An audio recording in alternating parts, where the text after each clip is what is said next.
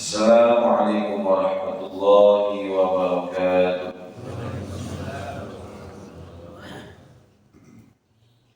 Innal hamdalillah nahmaduhu wa nasta'inuhu wa nastaghfiruh wa nu'minu bihi wa natawakkalu 'alaihi wa na'udzu billahi min shururi anfusina wa min sayyiati a'malina. May yahdihillahu fala mudilla lahu wa may yudlil fala hadiya lahu.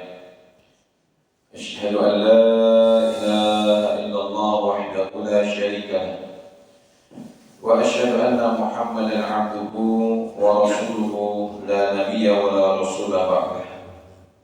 Subhanaka la 'ilma lana illa ma 'allamtana innaka antal 'alimul hakim. Wa la haula wa la quwwata illa billahil 'aliyyil 'azim. Allahumma inna nas'aluka 'ilman nafi'an wa fahman jayyidan wa rizqan halalan thayyiban wa 'amalan mutaqabbalan. Allahumma faqihna fid din wa 'allimna ta'wil. Allahumma inna na'udzu bika min 'ilmin la yanfa' wa min qalbin la yakhsha wa min nafsin la tashba' wa min 'amalin la yarfa' wa min du'a'in la yustajabu laha. Rabbana zidna 'ilma warzuqna fahma. Amin ya rabbal alamin. Amma ba'd. Para jamaah yang dimuliakan Allah Subhanahu wa taala, Allah Subhanahu wa taala menciptakan manusia untuk beribadah dan melakukan kebaikan dalam rangka mentaati seluruh perintah-perintahnya dan menjauhi larangan-larangannya. Wa ma khalaqtul jinna wal insa illa liya'budun. Dan tidaklah aku ciptakan jin dan manusia melainkan untuk taat kepada Allah. Allah Subhanahu wa taala menciptakan manusia di dunia. Dunia diciptakan untuk manusia, tetapi manusia Allah ciptakan untuk akhirat. Dunia khuliqat lakum wa antum khuliqtum lil akhirah. Sehingga Allah Subhanahu wa taala tujukan kita adalah untuk kehidupan yang sementara. Maka di dunia ini tujuan kita adalah untuk kehidupan yang selama-lamanya. Maka di dunia ini yang sementara, kita pun cepat atau lambat, waktu, tempat yang tidak diketahui, kondisi pun belum kita ketahui, kita semua akan menghadap Allah Subhanahu wa taala. Sehingga baik ataupun buruk, akhir hidup seseorang adalah bergantung dengan kebiasaannya selama di dunia. Baik ataupun buruk kehidupan seseorang adalah bagaimana ia menciptakan suasana di dalam kehidupan di dunia dan mengumpulkan bekal untuk kehidupan setelah mati. Nabi sallallahu alaihi wasallam bersabda, "Al-kayyisu man dana nafsahu wa 'amila lima ba'dal maut, wal 'ajizu man atba'a nafsahu hawaha wa tamanna 'ala Allah." Orang yang cerdas, orang yang cerdik adalah yang mempersiapkan untuk kehidupan setelah mati. Dan orang yang bodoh adalah orang yang berangan-angan dan berharap kepada Allah Subhanahu wa taala. Sesungguhnya Allah tidak akan merubah keadaan satu kaum sehingga kaum itu berusaha untuk merubah keadaannya sendiri. Maka dunia ini ibaratnya tempat transit, tempat singgah saja. Seperti halnya orang-orang yang berhenti sesaat di terminal ataupun di bandara. Semewah apapun, semegah apapun bandara tersebut, tidak ada satu orang pun yang ingin selamanya hidup di bandara. Dan mereka pun mau tidak mau harus pergi ke tempat tujuannya dengan waktu dan jadwal yang telah ditetapkan. Walaupun di bandara ada makanan, AC yang gratis, toilet, tempat-tempat yang mewah, bahkan semua bisa kita dapatkan di sana. tetapi tetaplah kita akan kembali ke tempat tujuan masing-masing. Oleh karenanya, semewah apapun dunia ini akan kita tinggalkan. Harta yang banyak, rumah, kendaraan yang mewah juga akan kita tinggalkan. Dan tidak ada pun sedikit dari bagian dunia yang akan kita bawa ke alam akhirat. Tidak ada sedikit pun dari bagian dunia yang akan kita bawa menghadap Allah, melainkan beberapa lembar kain kafan saja. Harta akan menjadi warisan. Istri bisa jadi menikah lagi.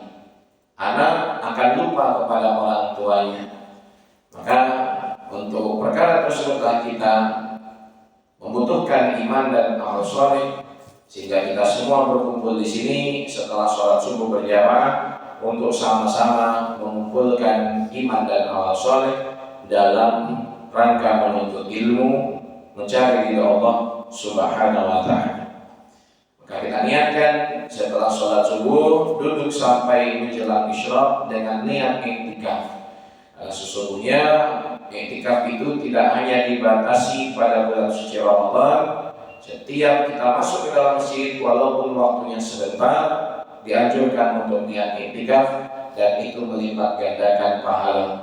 Man ya'takafa yawman ibtigha'a wajhillahi ba'ala Allahu bainahu wa bainan nari thalathata khanaliq. Dalam hadis yang diriwayatkan oleh Imam At-Tabrani dijelaskan barang siapa yang beriktikaf satu hari karena Allah Ta'ala, mengharap ridha Allah Ta'ala, maka dirinya dan api neraka akan dijauhkan sejauh 3 parit. 3 parit itu antara jarak timur dan barat. Ulama mengatakan 3 parit itu antara jarak langit dan bumi. Maka orang yang masuk ke dalam masjid walaupun sesaat sangat ditekankan untuk niat iktikaf, karena itu menjauhkan diri kita dari azab Allah Subhanahu wa ta'ala, dari panas siksaan jahanam. Para jamaah yang dimuliakan Allah Subhanahu wa ta'ala, melanjutkan kajian kita terkait fikih ibadah. Kita masuk pada pembahasan Babu Khisalil Fitrah, bab yang menerangkan tentang fitrah-fitrah di dalam agama Islam. Para jamaah yang dimuliakan Allah Subhanahu wa ta'ala, dalam hadis yang diriwayatkan oleh Imam Bukhari, Rasulullah bersabda, "Kullu mauludin yuladu 'ala fitrah." Setiap anak yang dilahirkan dalam keadaan fitrah. Fa abawahu yuhawidanihi aw yunassiranihi aw yumajisanihi. Maka kedua orang tuanya lah yang menjadikan anak itu beragama Nasrani ataupun Majusi ataupun Yahudi. Maka setiap anak yang dilahirkan dalam keadaan suci, kalau anak tersebut meninggal dunia, maka meninggal dalam keadaan fitrah agama Islam. Nah, di dalam Islam juga dijelaskan fitrah itu adalah bagian kebersihan. Selain fitrah itu mencakup akidah seseorang yang dijelaskan dalam hadis riwayat Bukhari tadi, fitrah juga adalah menjelaskan tentang kebersihan. Nah, di sini berdasarkan hadis-hadis Nabi SAW ada beberapa fitrah yang ditekankan bagi kita untuk diamalkan. Dan hendaknya kita menjaga fitrah-fitrah ini, karena sesungguhnya Allah Subhanahu wa ta'ala sangat mencintai seorang muslim yang mengamalkan fitrah-fitrah di dalam Islam, dan ini termasuk sunnah Nabi SAW. Setidaknya ada 2 riwayat hadis yang menjelaskan tentang fitrah di agama Islam. Yang pertama adalah riwayat dari Ammar bin Yasir. Ammar bin Yasir menjelaskan bahwa Nabi SAW bersabda, "Al-fitratu khamsatun." Fitrah di dalam Islam ada 5. Yang pertama, al-madmadatu, kumur-kumur. Yang kedua, wal istinsyaku, istinsyaq, memasukkan air ke dalam hidung. Yang ketiga, wasiwaku, bersiwak. Yang keempat, waqasus syaribi, mencukur atau merapikan kumis. Yang kelima, wa taqlimul azafir, memotong kuku. Kemudian dalam riwayat yang lain dijelaskan 10 dengan 5 tambahan yang lain. Wa ghaslul barajim, membasuh sela-sela kulit, lipatan-lipatan kulit. Wa nadful ibti, mencabut bulu ketiak. Wal intidahu bil ma'i, hemat menggunakan air. Wal khitanu, sunat berkhitan. Wal istihdadu, dan membersihkan bulu kemaluan.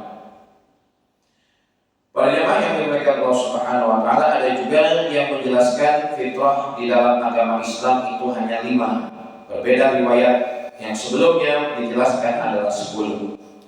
Maka semua itu dijelaskan oleh para ulama fikih, mulai dari yang pertama adalah bersiwak. Apa itu siwak? Secara bahasa, siwak itu adalah adalku, menggosok. Jadi kalau kita katakan kita membeli siwak, maka itu kurang tepat. Yang benar adalah kita membeli kayu miswak. Karena siwak itu bentuk pekerjaannya menggosok. Adapun alatnya dinamakan miswak. Satu kayu yang dikhususkan untuk membersihkan gigi.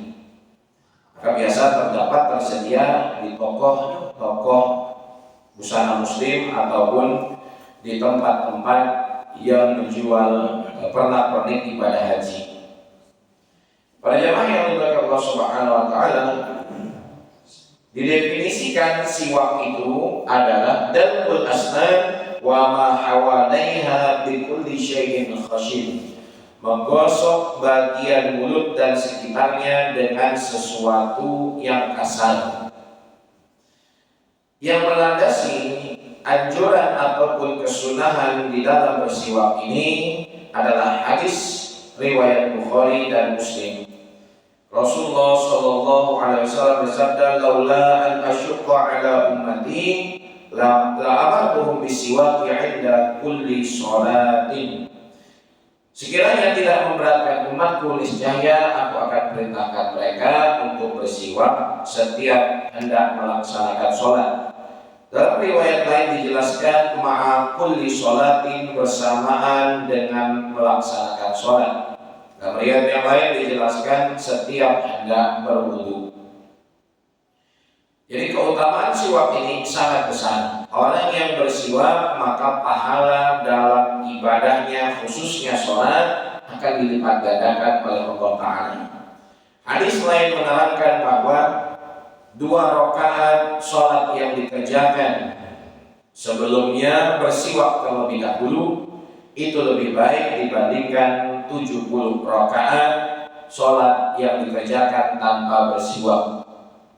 Jadi ada 2 perkara yang melipat gandakan pahala di dalam sholat. Yang pertama adalah siwak, yang kedua menikah.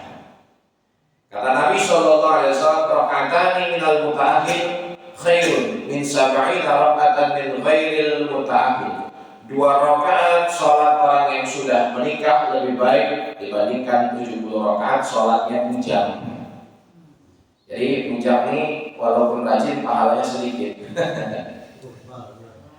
Tapi bujang masih punya kesempatan untuk menyaingi pahala orang yang sudah menikah dengan bersiwak, karena sama-sama dilipat gandakan 70 rakaat. Bagaimana kalau yang sudah menikah lantas dia bersiwak? Maka 2 keutamaan itu dapat. Bagaimana Ustaz kalau istrinya 2, apakah 70 dikali 2? Wallahu a'lam bishawab. Jangan nanya yang aneh-aneh. Nah, sehingga jemaah sekalian rahimakumullah, siwak adalah kekhususan umat Nabi sallallahu alaihi wasallam.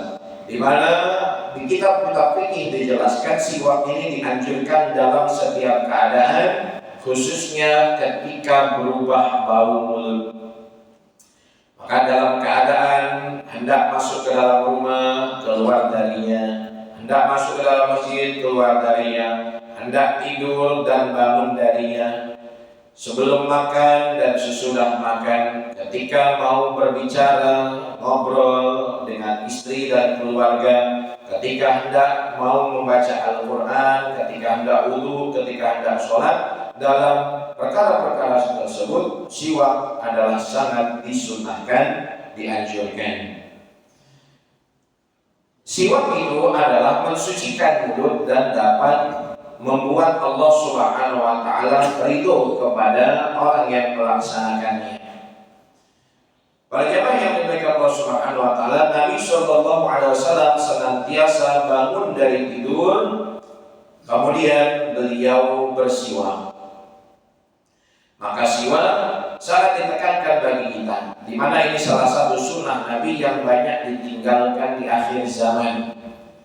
Banyak orang-orang yang mengetahui keutamaan siwak sering mendengar hadis tentang manfaat bersiwak, tetapi jarang kita melaksanakannya.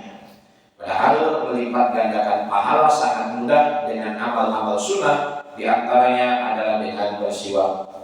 Nah, adapun siwak ini, kayu yang digunakan yang pertama dijelaskan ulama adalah kayu arok. Kalau biasa kita melaksanakan haji atau umrah, banyak yang dijual di kaki-kaki lima di sekitar Mekah ataupun Madinah, kayu siwak yang berwarna coklat. Maka itu adalah kayu arok. Jadi rasanya sedikit pahit kalau digunakan untuk bersiwak. Yang kedua adalah dari kayu bagian pelepah kurma yang warnanya sedikit lebih muda kekuning-kuningan. Biasanya packingnya lebih steril, bungkusnya warna biru. Yang ketiga dari kayu zaitun. Maka itu diantara kayu yang memang dianjurkan untuk dijadikan seperti siwak. Dan kebesaran Allah Subhanahu wa taala ditunjukkan pada siwak ini. Siwak setelah kulit kayu tersebut dibuka, kemudian dia ditumbuk sedikit secara halus, maka akan menjadi seperti serat-serat layaknya sikat gigi. Berbeda dengan kayu yang lain yang tidak bisa jadi demikian. Maka banyak sekali keutamaan di dalam siwak, bahkan di dalam pasta gigi pun tidak ditemukan. Maka sekarang di zaman yang modern ini dibuat oleh orang-orang pasta gigi siwak. Para jemaah yang dimuliakan oleh Allah Subhanahu wa taala, di antara manfaat bersiwak dijelaskan oleh para ulama sangat banyak. Yang pertama, menguatkan hafalan, pikiran, dan mencerdaskan. Ulama-ulama terdahulu mereka senantiasa bersiwak sehingga mereka walaupun sudah berumur tetap kuat hafalannya. Dijelaskan Imam Abu Zur'ah Ar-Razi, beliau mengatakan, aku menghafal 100.000 hadis Nabi seperti menghafal surah Al-Ikhlas. Kemudian dijelaskan bahwa Imam Ahmad bin Hanbal menghafal 1 juta hadis Nabi. Maka tidak heran ketika kita mendapati seorang ulama pada zaman dahulu menghafal ratusan ribu hadis Nabi, pasti juga mereka menghafal Al-Quran. Karena di antaranya yang menguatkan hafalan itu adalah dengan bersiwak. Kemudian wayahudul basar, menguatkan, mempertajam pandangan. Jarang kita melihat ada riwayat-riwayat yang menjelaskan bahwa ulama terdahulu menggunakan alat bantu baca, walaupun bukan kacamata. Karena mereka pandangannya terjaga dari melihat yang haram dan juga senantiasa melihat Al-Quran dan istiqomah bersiwak. Kemudian keutamaan bersiwak adalah memudahkan sakratul maut. Kemudian melipat gandakan pahala dan memperlambat masa tua. Dalam kitab Syama'il At-Tirmizi dijelaskan ketika Rasulullah SAW wafat, didapati hanya beberapa helai uban yang ada di rambut Nabi dan janggut Nabi. Padahal ketika Nabi SAW wafat itu sudah masuk kepala 6, sedangkan ubannya sangat sedikit. Karena Nabi SAW pun senantiasa bersiwak. Anak sekarang umur 30 tahun sudah ubanan. Itu ada dua, yang pertama banyak masalah, yang kedua memang banyak pikirkan agama. Kemudian membuat mulut wangi, menghilangkan dahak, menghilangkan kuning pada gigi, menguatkan gusi. Dan di antara keutamaan bersiwak yang terbesar adalah memudahkan mengucapkan 2 kalimat syahadat ketika sakaratul maut. Jadi jamaah sekalian rahimakumullah, penting kita menghidupkan sunnah dalam bersiwak ini. Nah, siwak itu terdapat beberapa hukum. Yang pertama adalah wajib bersiwak apabila dinazarkan. Kalau tanah saya yang di Sukarame itu kejual, maka saya bernazar untuk bersiwak seumur hidup. Maka kejual tanahnya wajib menunaikan nazarnya. Contoh. Yang lain contohnya, kalau saya menikah akhir 2022 ini, saya bernazar untuk bersiwak, maka menjadi wajib. Yang kedua, hukum bersiwak itu adalah sunnah. Dan itu hukum asalnya, dikerjakan berpahala, ditinggalkan tidak berdosa. Maka dalam sunnah Nabi itu menyempurnakan ibadah yang akan dilakukan jika berkaitan dengannya. Dan dimakruhkan, tidak dianjurkan bagi orang yang berpuasa untuk bersiwak setelah zuhur, baik puasa wajib ataupun puasa sunnah. Kenapa?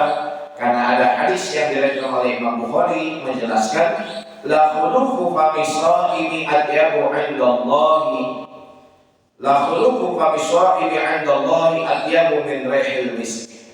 Sungguh bau mulut orang yang berpuasa itu lebih dicintai di sisi Allah, lebih wangi di sisi Allah dibandingkan bau minyak kasturi. Jadi setelah waktu zuhur sampai waktu buka puasa tidak dianjurkan untuk bersiwak. Adapun tata cara bersiwak adalah dipegang menggunakan tangan kanan.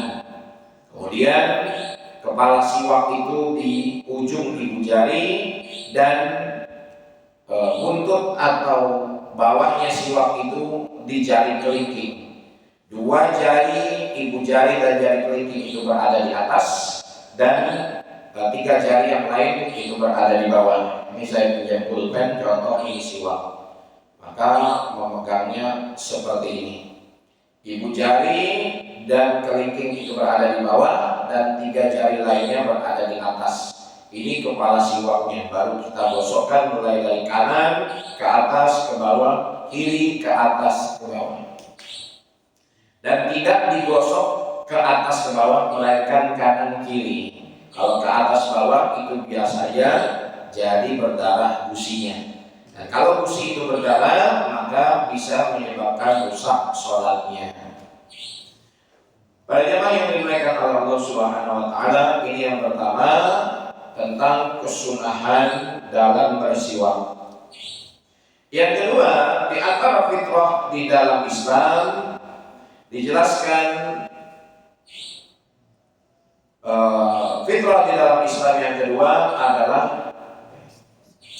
al-intihal, bercelak, menggunakan celak, tapi bukan pensil alis istri, bukan. Pergi ke toko Arab, pergi ke toko haji, minta tunjukkan saya mau beli celak untuk mata yang mana. Maka biasanya kalau zaman dahulu, zaman orang tua kita dulu, tempatnya itu dari kuningan. Kemudian atasnya itu ada seperti bunga. Kemudian ujungnya itu seperti tusuk gigi yang dioleskan ke mata. Nah sekarang sudah modern, maka celak itu berbentuk seperti pasta kecil ataupun yang berbentuk bubuk. Celak itu dibuat dari pecahan batu ismit yang dihaluskan. Dan celak itu keutamaannya apabila ada orang yang mempunyai sakit mata, insya Allah dengan bercelak akan hilang sakit matanya. Kemudian orang yang istiqomah bercelak akan dihindarkan dari kebutaan. Dan ini sunnah Nabi SAW yang dilakukan setiap hendak tidur. Nabi selalu bercelak sebelum tidurnya, hingga itu juga menyehatkan bagi mata. Adapun bagi perempuan bisa dipakai sehari semalam, mau pergi contohnya, atau ketika ketemu suami dan lainnya. Dan bagi laki-laki hanya dianjurkan ketika hendak tidur, ketika hendak istirahat. Yang ketiga, dijelaskan al-ibtihan, fitrah di dalam Islam adalah dengan menggunakan minyak. Baik minyak pada rambut ataupun minyak pada kulit. Kalau bahasa kerennya hand body. Tapi zaman Rasulullah, minyak yang digunakan adalah dari zaitun. Dan dulu ketika kami belajar di Pakistan, maka guru-guru kami pun sering menggunakan minyak dari zaitun untuk kepala atau rambutnya. Para jamaah yang dimuliakan Allah Subhanahu wa taala, Nabi sallallahu alaihi wasallam senantiasa setiap hari meminyaki rambutnya, seperti seakan-akan beliau adalah seorang penjual minyak. Dan itu pun disunahkan bagi kita. Ada manfaat dan hikmah di balik meminyaki rambut. Dan dalam keadaan musim dingin, dalam keadaan kulit-kulit menjadi kering, juga disunahkan untuk memakai minyak pada tubuh. Dulu ketika kami di Pakistan, ketika musim dingin itu sampai minus 5 derajat, sehingga kulit-kulit itu sangat kering, pecah-pecah, berdarah. Kalau tidak diminyaki maka akan terasa sakit, sehingga setiap hari dibaluri dengan minyak zaitun. Nah, kalau minyak itu untuk rambut seperti minyak rambut, maka harus kita pastikan minyak rambut itu tidak menghalangi air wudu. Kalau kita menggunakan minyak itu pada badan atau hand body, mesti kita pastikan minyak itu tidak menghalangi air wudu. Baik minyak rambut atau hand body harus dari komposisi yang suci, tidak boleh berbahan najis. Selanjutnya, fitrah di dalam Islam yang keempat adalah izalatu sya'ril ibti, mencabut bulu ketiak. Jadi membersihkan bulu ketiak itu dianjurkan, sunnah. Tetapi bagaimana cara membersihkan bulu ketiak? Maka dengan cara dicabut, bukan dicukur jika mampu. Tapi kalau memang akarnya sudah tebal, ya dicukur, jangan dicabut, biasanya luka.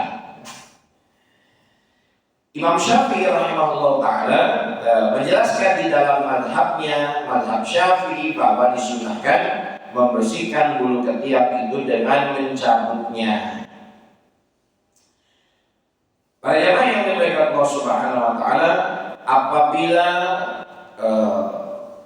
bulu-bulu yang ada pada badan ini tidak dibersihkan, bulu ketiak, bulu kemaluan, dan kumis, lebih dari 40 hari, dijelaskan di dalam hadis riwayat Muslim, maka ia akan menjadi tempat bersarangnya jin.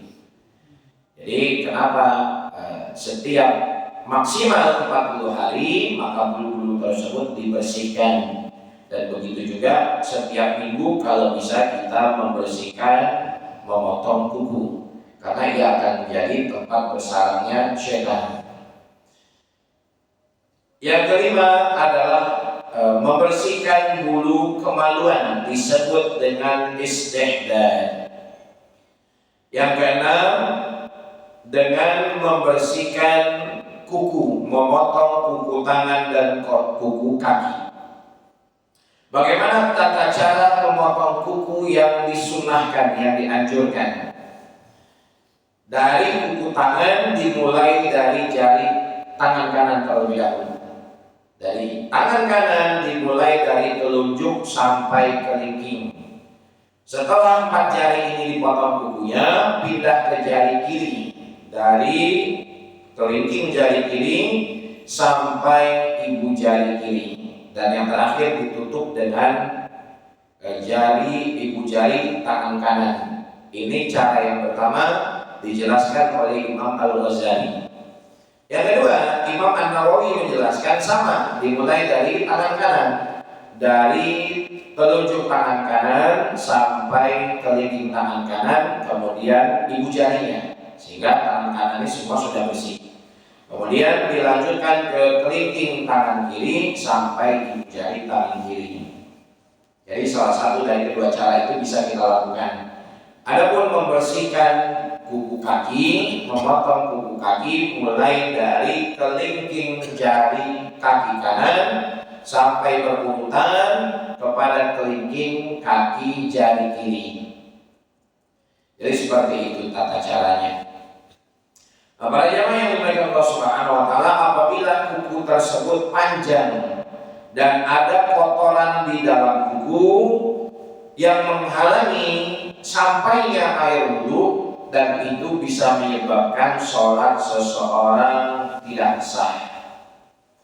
Jadi jamaah sekalian rahimakumullah, orang yang bekerja seperti tukang bangunan, petani, ataupun yang berkecimpung dengan tinta, cat, dan lain sebagainya harus memperhatikan jangan sampai pada anggota wudhunya, baik kulit ataupun di sela-sela kuku itu ada kotoran yang menghalangi air wudhu yang menyebabkan tidak sahnya sholat.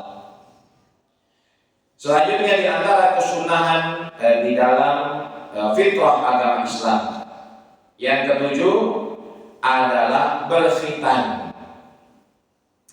Bagaimana cara khitan di dalam Islam?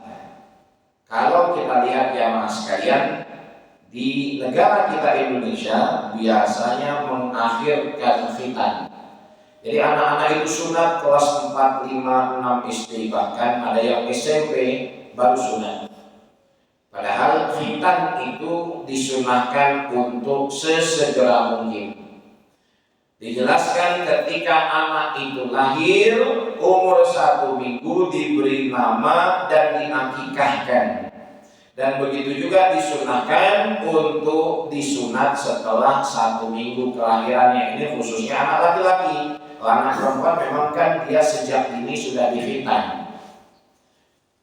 Nah, maka manfaat dari khitan yang pertama adalah mencegah dari penyakit kelamin, infeksi kelamin bagi anak. Yang kedua adalah menghilangkan najis, di mana najis tersebut akan menjadi penyebab tidak sahnya sholat. Contoh, anak laki-laki yang belum dikhitan, maka di bagian ujung kemaluannya itu ada najis yang wajib dibersihkan ketika hendak sholat. Ada seorang ibu yang menggendong anaknya ketika sholat, maka ini harus diperhatikan. Walaupun di dalam hadis Nabi bahwa Nabi Muhammad pernah menggendong cucunya ketika sholat, tapi bagaimana cara menggendong anak kecil ketika sholat itu? Yang pertama, anak itu kalau laki-laki ia harus sudah terkhitan. Kalaupun belum terkhitan, maka ketika hendak sholat dibuka dari ujung kemaluannya, dibersihkan karena di situ ada najis yang seperti putih-putih itu, dan itu akan menyebabkan sholat orang tuanya tidak sah ketika menggendong anaknya, karena sama dengan membawa najis, dan najis itu dihukumi bagian luar bukan bagian dalam. Kalau bagian dalam seperti kita, semua kita pun membawa najis yang ada di dalam perut, itu tidak ada masalah. Tapi itu karena dihukumi bagian luar, maka wajib dibersihkan. Itu yang pertama. Yang kedua, kalau anak itu sudah dibersihkan ataupun sudah dikhitan, maka lihat pampersnya. Kalau pampersnya ada kencing, nggak sah sholat orang tuanya. Jadi sebelum orang tua menggendong anaknya yang bayi, anaknya yang kecil untuk sholat, maka harus dipastikan dua itu. Yang pertama, pampersnya suci anak itu. Yang kedua, sudah dicepoki dan sudah terkhitan. Jadi demikian. Kemudian digendong ketika melaksanakan sholat, maka sah. Kan ada kita lihat di sebagian masjid mushola, bapak-bapak ataupun ibu-ibu yang menggendong anaknya ketika sholat. Maka caranya demikian, kalau tidak nanti sholatnya bisa tidak sah. Umur 1 minggu anak disunahkan untuk dikhitan. Belum sempat umur 2 minggu, belum sempat umur 21 hari, maka belum sempat sampai dia akhir balik. Hukum sunat itu adalah wajib bagi laki-laki dan perempuan. Itu pendapat yang paling terpercaya di dalam mazhab Syafi'i. Dan ini juga menjadi tradisi pada orang-orang Arab dan sekitarnya. Orang Arab, orang Pakistan itu anaknya dari bayi yang laki-laki memang sudah dikhitan. Para jamaah yang dimuliakan oleh Allah Subhanahu wa taala, yang selanjutnya yang ke-8, sunnah di dalam fitrah agama Islam adalah ikhfaul lihyah, memelihara janggut. Dan ini pun sunnah yang banyak ditinggalkan. Jangan tengok kanan, jangan tengok kiri, tengok bawah saja. Nabi SAW menjelaskan, khaliful musyrikin ahkus syawalib wa awful liha. Selisihilah orang-orang musyrik dengan merapikan, mencukur kumis dan memelihara janggut. Jadi memelihara janggut itu hukumnya sunnah. Memelihara janggut adalah pahala 24 jam. Orang itu tidur, orang itu tidak baca Al-Quran, orang itu lagi tidak melaksanakan sholat, dia sedang bekerja, pahala yang mengalir 24 jam. Tapi kalau memang tidak tumbuh ya tidak apa-apa. Di zaman Rasulullah SAW ada pembeda antara orang musyrik, orang Nasrani, Yahudi, dan orang Muslim. Biasanya orang-orang Yahudi itu kumisnya tebal, janggutnya panjang. Dan kita lihat Yahudi ortodoks yang pakai peci hitam, jas hitam, itu kumisnya tebal, janggutnya panjang. Orang-orang Nasrani menghilangkan janggut dan mempertebal kumis. Lihat Belanda yang menjajah Indonesia, kumisnya tebal. Adapun untuk menyelisihi keduanya adalah dengan merapikan kumis dan memelihara janggut. Merapikan kumis baik itu dirapikan menggunakan gunting ataupun dicukur menggunakan alat cukur. Para jamaah yang dimuliakan oleh Allah Subhanahu wa taala, anna Nabi sallallahu alaihi wasallam kana ya'khudhu min lihyatihi min ardiha wa tuliha. Kalau janggut itu sampai memenuhi pipi kanan kiri seperti para Arab, maka yang melebihi dari batasan bibir maka itu dirapikan. Tapi biasanya janggut orang Asia, orang Indonesia itu kan tipis. Dan apabila rambut dan janggut itu telah beruban, boleh diwarnai dengan warna selain hitam, warna coklat, warna merah, marun yang gelap-gelap diwarnai. Tapi tidak boleh diwarnai dengan warna hitam, hukumnya haram. Kenapa?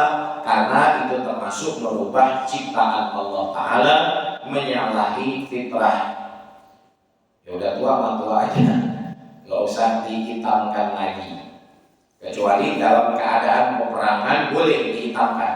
Yang sudah beruban rambutnya dicat hitam biar musuh gentar melihat semua pasukan itu muda. Ketika senyum nggak ada giginya.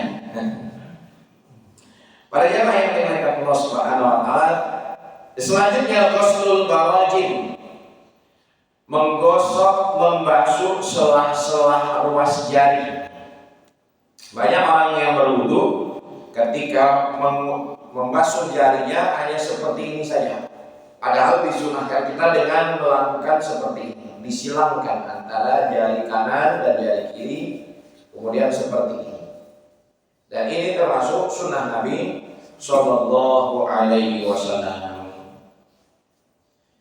Yang ke-10 adalah al-intidah, hemat menggunakan air. Sering kita temui orang yang berwudu di masjid dan mushola boros menggunakan air. Wudunya baik, wudunya perintah Allah, wudunya untuk sholat, tapi karena boros menggunakan air dihukumi berdosa. Kalau air pribadi saja tidak boleh digunakan boros, apalagi air umat yang ada di masjid ataupun musola. Jadi jamaah sekalian, jangan sampai kita membuka keran air melebihi keperluan.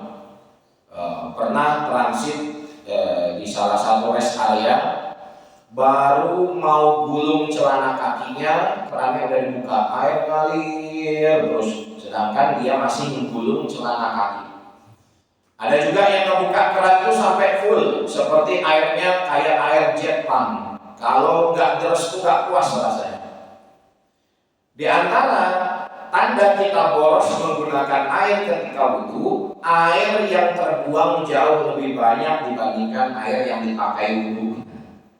Maka, tapi tidak dibuka juga seirit mungkin sampai ditumpuk setiap tetesnya, ya nggak usah netes-netes juga kan lama gitu ya. Dibuka seperlunya. Maka pada jamaah yang dimuliakan Allah Subhanahu wa taala, dan jika air wakaf itu digunakan untuk keperluan pribadi, hukumnya adalah haram. Maaf, kalau ada orang yang nyuci mobil pakai air masjid, nyuci motornya pakai air masjid, ngambil air untuk di rumahnya masak, nyuci baju, minum keperluan rumah dari air masjid, itu hukumnya haram. Karena air itu adalah air wakaf. Atas bagaimana menghindari keharaman tersebut? Menghindari keharaman tersebut adalah dengan mengganti ongkos airnya.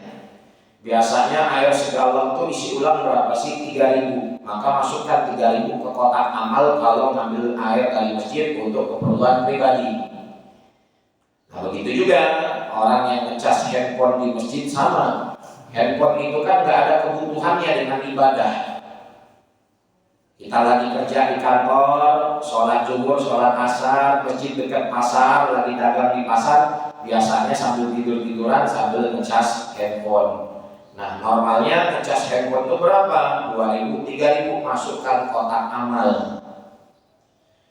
Nah ini akan menjadi dosa apabila tidak kita lakukan, karena sebab semua fasilitas masjid itu adalah wakaf dan manfaatnya kembali ke masjid. Jadi kalau kita lagi dalam perjalanan, jangan sampai dijadikan masjid itu sebagai WC umum. Kebanyakan orang yang transit ke masjid cuma numpang kencing habis itu pergi. Kira-kira kencing di masjid itu ada manfaat yang kembali ke masjid nggak? Tidak ada. Maka orang yang kencing di masjid berdosa. Kok dosa semua Ustaz? Ya memang gitu hukum syariatnya. Lantas bagaimana agar tidak berdosa? Contoh, lagi pergi safar, perjalanan jauh, mampir di masjid, kebelet kencing. Habis kencing berwudu. Karena wudu itu kaitannya dengan manfaat yang kembali ke masjid. Kalau habis berwudu, mau sholat silakan, sholat sunnah, tidak sholat sunnah pun tidak apa-apa. Kalau hanya kencing saja, maka menjadikan benda wakaf itu sebagai fasilitas untuk keperluan selain yang manfaatnya kembali kepadanya. Nah ini harus diperhatikan. Jadi saya pun demikian. Dulu memang tidak tahu, setelah belajar di pesantren baru tahu bahwa fasilitas-fasilitas wakaf ini adalah sangat hati-hati untuk digunakan, baik yang masih terpakai ataupun sudah tidak terpakai. Maka para jamaah yang dimuliakan Allah Subhanahu wa taala, tadi kita membahas terkait hematnya air, baik mandi wajib ataupun berwudu, gunakan air seperlunya. Dan yang terakhir adalah at-tatayyub, yaitu memakai wangi-wangian. Jadi sebelum sholat pakailah parfum. Sebaik-baiknya parfum yang tidak ada alkoholnya. Sebaik-baik parfum adalah parfum kasturi ataupun misik.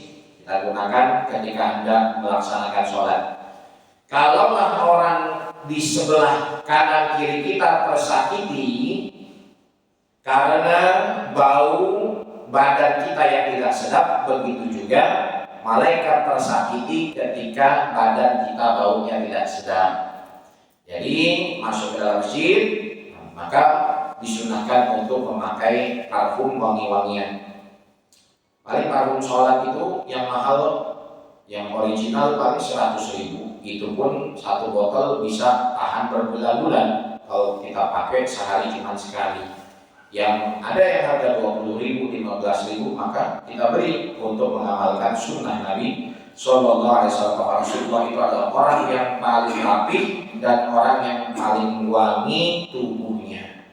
Nah, ini diantara jamaah sekalian yang dimuliakan Allah Ta'ala yang kita bahas terkait fitrah-fitrah di dalam Islam. Yang pertama adalah bersiwak, yang kedua adalah kumur-kumur, yang ketiga adalah istinsyaq, masukkan air ke dalam hidung, yang keempat adalah mencukur kumis, yang kelima memelihara janggut, yang keenam mencabut bulu kemaluan, yang ketujuh adalah mencabut bulu ketiak, yang kedelapan adalah bercela, yang kesembilan adalah memakai minyak, yang kesepuluh adalah hemat air, yang kesebelas adalah memakai parfum ataupun wangi-wangian, yang ke-12 adalah menggosok atau membasuh selang jari jemari. Ini menggabungkan antara penjelasan ulama dan 10 perkara di dalam hadis Nabi terkait fitrah di dalam Islam. Wallahu ta'ala a'lam bishawab. Maka kalau tidak bisa kita amalkan semua,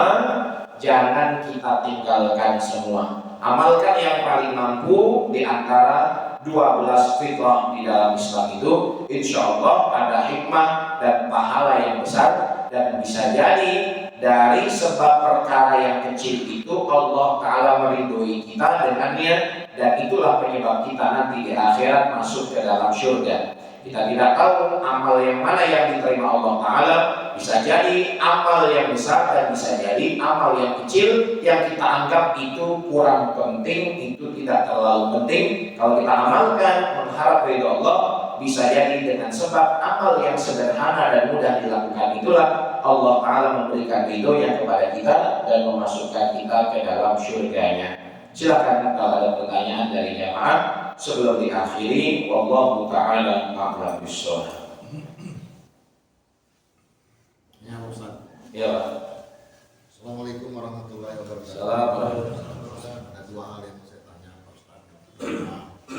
Terkait masalah kita menghadapi anak-anak kecil yang menurut Pak Ustaz tadi itu kalau dia belum baligh, seandainya dia bernajis kita tidak sah sholat. Bagaimana sikap kita menghadapi sholat kita di masjid yang terkadang ada anak kecil? Terkadang orang tua ini kan karena kekurangan ilmu tidak tahu bagaimana menyikapi anak kecil, posisinya di mana, sehingga terkadang kita di tengah-tengah kita itu ada anak kecil. Tetapi seandainya kita tahu bahwa anak kecil itu dia itu najis misalnya, seperti apa? Dia belum sunat dan lain sebagainya. Bagaimana kita? Yang pertama, Ustaz. Yang kedua, saya bertanya sebetulnya beberapa waktu yang lalu, ini terkait masalah mazhab yang ada di kita bahwa bersentuhan kulit pada waktu kita dengan yang bukan mahram itu kan batal kita sholat. Nah, saya agak mengganjal apabila kita melakukan perjalanan, misalnya kita ke Mekah misalnya atau ke Madinah, kita bersentuhan kulit itu halal, tidak membatalkan sholat. Nah, yang jadi pertanyaan saya, apakah perlu kita berniat apa secara otomatis itu masuk ke tempat haram secara otomatis atau seperti apa itu Pak Ustaz? Terima kasih Pak Ustaz. Assalamualaikum warahmatullahi wabarakatuh. Assalamualaikum. Yang pertama, anak-anak itu apabila dia sholat bersama kita, kalau sholatnya benar maka sholatnya sah dan anak-anak tersebut tidak memutuskan shaf. Atas bagaimana kita bisa mengetahui anak itu suci ataupun najis, maka kalau tidak pasti kita mengetahui anak itu ada najisnya, maka dihukumi suci. Nggak boleh kita coba buka celananya lihat dulu, nggak bisa. Nah, jadi kalau sholat anak-anak itu benar adalah tetap sah sholatnya. Nah, yang jadi permasalahan ketika orang tua bawa anak ini kan nempel dengan orang tua ataupun megang punggung orang tua. Kalau hanya sekedar menempel di badan kita ketika lagi kita duduk ataupun lagi tasyahud awal, maka itu tidak masalah. Ketika kita bangun, maka dia pun tidak ikut. Tetapi kalau dia memegang dari belakang, seperti menggendong dari belakang, nah ketika kita bangun berdiri dia pun ikut, itu yang membatalkan sholat. Karena anak kita tahu bahwasanya ia belum sunat contohnya. Ataupun ketika kita dalam keadaan duduk tahiyat awal atau tahiyat akhir, dia duduk di atas pangkuan kita, maka dengan pelan kita usahakan untuk menggesernya tanpa kita bergerak melebihi 3 kali berturut-turut. Karena pergerakan di dalam sholat 3 kali berturut-turut itu bisa membatalkan sholat. Jadi pindahin aja, diangkat. Jangan sampai dia menempel duduk di atas paha kita ketika tasyahud atau tahiyat. Jadi demikian, itu yang pertama. Nah, adapun kalau anak-anak yang sudah bisa diatur dalam sholatnya, maka hendaklah dibuat soft tersendiri. Itu yang paling baik. Jadi misal soft 1, 2, 3 untuk orang dewasa, soft yang keempat ini untuk anak-anak, dan dikhususkan mereka untuk sholat di sana. Yang kedua, dimanapun kita tetap bersentuhan dengan yang bukan mahram itu membatalkan wudu kalau kita mengikuti mazhab Syafi'i. Adapun ketika haji ataupun umroh, biasanya pembimbing haji ataupun umroh itu akan menjelaskan kita selama ibadah haji dan umroh ini berpindah mazhab kepada mazhab Hanafi ataupun mazhab Hambali ataupun mazhab yang menjelaskan yang bersentuhan laki-laki perempuan itu tidak membatalkan wudu. Jadi nanti dibimbing tata caranya oleh pembimbing haji ataupun umroh, baik dari fardu wudunya yang membatalkan wudunya, karena akan berbeda. Fardu wudu dalam setiap mazhab itu berbeda. Mazhab Hanafi ada 4, mazhab Maliki ada 7, mazhab Syafi'i ada 6, seperti itu. Jadi tidak otomatis kalau kita tidak berniat pindah mazhab maka tetap bersentuhan itu membatalkan wudu.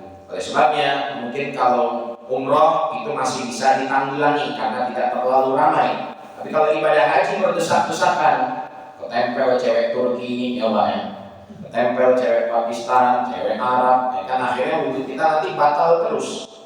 Maka disitulah kita berpindah mazhab, yang disebut dengan talfiq atau intiqalul mazhab, mencampur mazhab atau berpindah mazhab itu diperbolehkan dalam beberapa keadaan. Di antaranya karena tadi sebab darurat. Nanti sudah sampai Indonesia, sudah selesai ibadah, maka kembali seperti semula. Ada yang lain? Pas lebih apa kurang? Pas. Baik, alhamdulillah jamaah sekalian yang dimuliakan Allah Subhanahu wa taala, itu yang dibahas, mudah-mudahan bermanfaat bagi kita semua.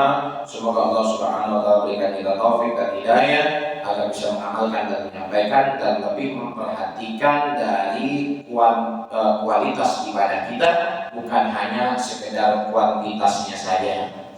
Semoga Allah Ta'ala berikan kita kefahaman dalam agama dan dijadikan kita orang-orang yang mengamalkan ilmu dan orang-orang yang menyampaikan ilmu. Nah, sebaik-baiknya orang yang menuntut ilmu adalah orang yang mengamalkan dan menyampaikan kepada orang-orang di sekitarnya. Jazakumullah khairan katsiran. Saya ucapkan terima kasih banyak kepada jemaah sekalian yang sudah hadir dan mendengarkan. Yang benar hanya datang daripada Allah Subhanahu wa taala untuk kesempurnaan majelis. Mari sama-sama kita tutup, kita akhiri dengan membaca surat Al-Asr dan doa kafaratul majelis. Bismillahirrahmanirrahim. Wal-'asri innal insana lafi khusr illa alladziina aamanu wa 'amilus shalihaati wa tawassaw bil haqqi wa tawassaw bis sabr. Subhanakallahumma bihamdika asyhadu an la ilaha illa anta astaghfiruka wa atubu ilaik. Wa sallallahu ala sayyidina Muhammad wa ala alihi wa sahbihi wa baraka wa sallam. Walhamdulillahirabbil alamin. mohon doanya hari ini ke Bandung ke tempat mertua, kemudian hari Sabtu tanggal 22 ke Malaysia. Insyaallah kita berjumpa lagi setelah 8 November. Wassalamualaikum warahmatullahi wabarakatuh.